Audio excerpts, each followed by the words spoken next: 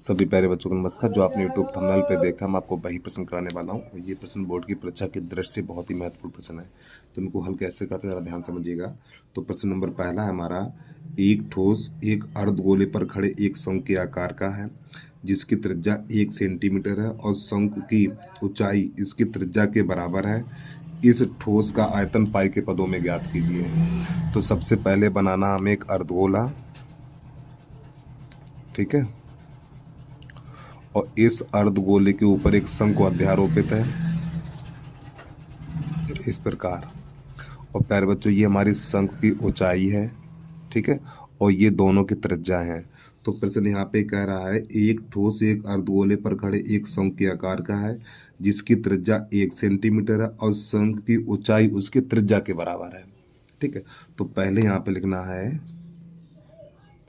शंकु तथा अर्धगोले। देखो, जब भी यानी कोई वस्तु एक दूसरे के ऊपर रखी होगी और पूरी पूरी ढक ले तो दोनों की त्रिज्याएं बराबर होती हैं। शंकु तथा अर्धगोले की त्रिज्या समान है। तो यहाँ पे त्रिज्या दे रखी है 1, तो r बराबर आपको लिखना 1 सेंटीमीटर, ठीक है। और प्यारे बच्चों, प्रश्न ये कह रहा है तो जो शंकु की हमारी ऊंचाई है, जो शंकु की ऊंचाई है वो त्रिज्या के बराबर है, अर्थात यहाँ पे लिखना h बराबर r, और r का मान कितना 1 है, तो h बराबर 1। ये हमारी होगी शंकु की ऊंचाई। तो यहाँ पे आगे लिख लीजिए शंकु की ऊंचाई, इसको कोष्टक में इस प्रकार। तो r का भी मान 1 है और ऊंचाई का भी मान 1 है। तो इस ठोस का हमें आयतन ज्ञात करना पाई के पदों में। तो यहाँ पे नई लाइन से लिखेंगे ठोस का आयतन, ठोस का आयतन पाई के पदों में ज्ञात करना। अब इस ठोस में क्या क्या शामिल है बताइए।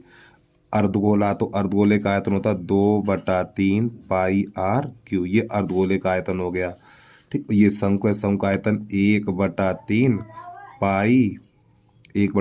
पाई आर स्क्वायर एच। अभी यहाँ पे देखो कॉमन ले लिया करो, कॉमन लेने से बाद सरल हो जाता है।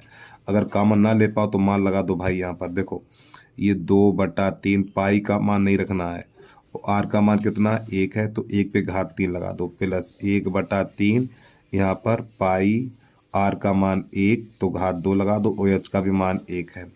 तो प्यारे बच्चों यहाँ पे 2/3 पाई बचेगा, यहाँ पर 1/3 पाई बचेगा। तो इसको नई लाइन से ऐसे लिख सकते हैं 2 पाई/3 प्लस पाई/3।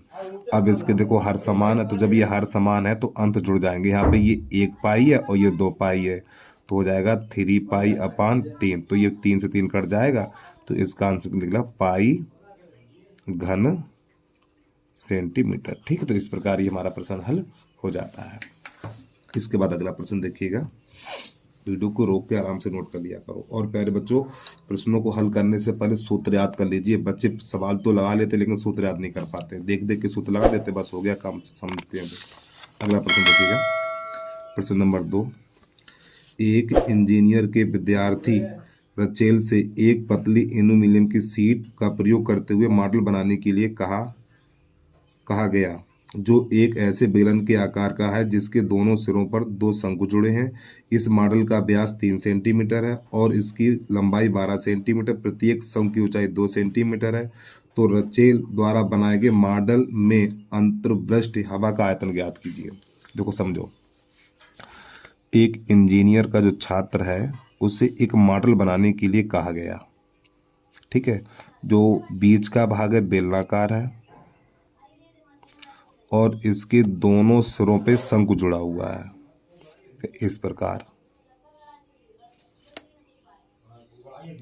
तो हमें ये बताना इस मॉडल के अंदर कितनी हवा आएगी, ये बताना है, ठीक है। प्यारे बच्चों, ये हमारी बेलन की त्रिज्या है और शंकु की भी त्रिज्या है, ठीक है।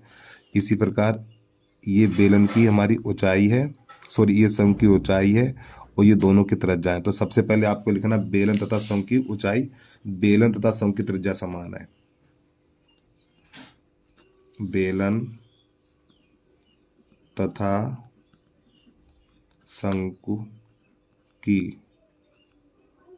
त्रिज्या समान है। तो इसकी त्रिज्या कितनी दे रखी है, इसकी जो त्रिज्या यानी व्यास है हमारा, व्यास को 2r लिखा जाता, तो व्यास है हमारा 3, तो त्रिज्या निकलेगी r बराबर 3/2, तो त्रिज्या निकलेगी प्यारे बच्चों हमारी 1.5 सेंटीमीटर। ठीक है, 1.5 सेंटीमीटर। फिर आगे प्रश्न ये कह रहा है इसकी लंबाई, यानी ये पूरा ठोस है, इसकी लंबाई 12 सेंटीमीटर है, यानी यहाँ से लेके यहाँ तक की लंबाई हमारी 12 सेंटीमीटर।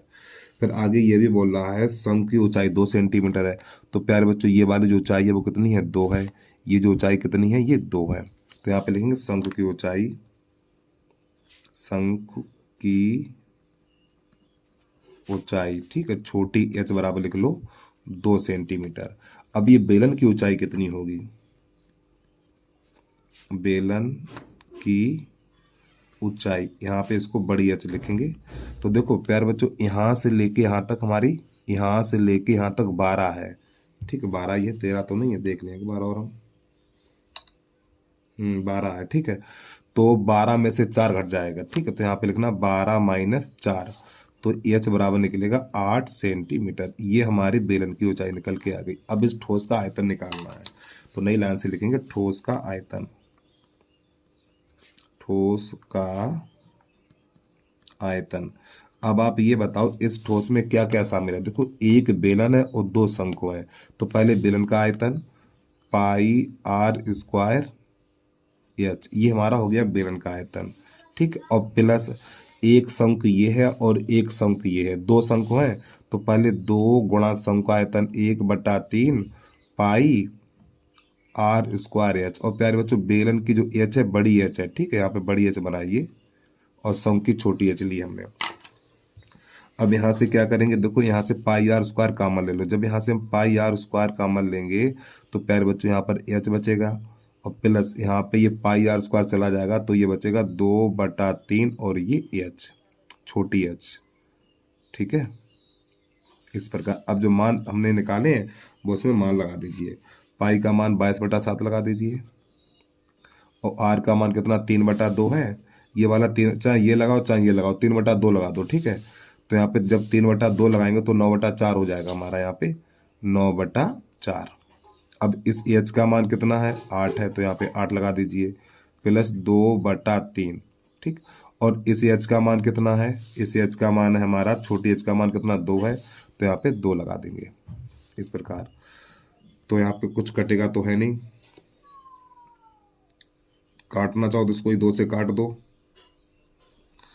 तो पहले इसे 2 से काटो, 2 दूनी 4, 2 एकन 2, 2 एकन 2, तो ये बन जाएगा हमारा 99/14, 7 दूनी 14। अब यहाँ पे कोष्टक में क्या होगा 8 प्लस 2 दूनी 4, 2 दूनी 4/3, तो 99/14।